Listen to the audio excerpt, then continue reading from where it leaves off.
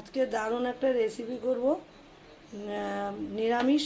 দেখতে থাকুন। এই যে ডাল বেটে নিয়েছি, মটর ডাল, তার সঙ্গে এই যে মশলাগুলো দিয়েছি, দিয়ে বড়াটা করে নিই, তারপর দেখাচ্ছি। কালো জিরা ফোড়ন দিয়ে দিলাম, এই যে ঝিঙা দিয়ে দিলাম। বড়াটা আমার ভাজা হয়ে গেছে। এই যে তারপর এক এক করে কি দিচ্ছি বন্ধুদের দেখ। পরিমাণ মতো হলুদ দিলাম, পরিমাণ মতো নুন দিয়ে দেবো, যতটুকু দরকার ততটুকু দেবো। তারপর আর কী দিচ্ছি বন্ধুদের। ঝিঙাটা আমার অনেকই সিদ্ধ হয়ে গেছে। এই যে এখানে হলো পোস্ত, লঙ্কা আর তিল বাটা দিয়েছি, এটা দিয়ে দেবো।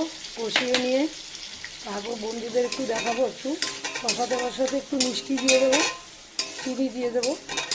তারপর কষানো হয়ে গেলে আবার এই চিনি দিয়ে দিলাম। আর ঝালটা যে যেরকম খাবে সে সেরকম দেবে। আমি খুব একটা বেশি ঝাল দেইনি। আর সামান্য জল দিয়ে দেবো। কষানো আমার হয়ে গেছে। এই যে সামান্য জল দিয়ে দেবো, খুব বেশি জল দিইনি। ফুটে উঠেছে, এবার ডালের বড়াটা দিয়ে দেবো। এই যে দিয়ে একটু ঢেকে দেবো।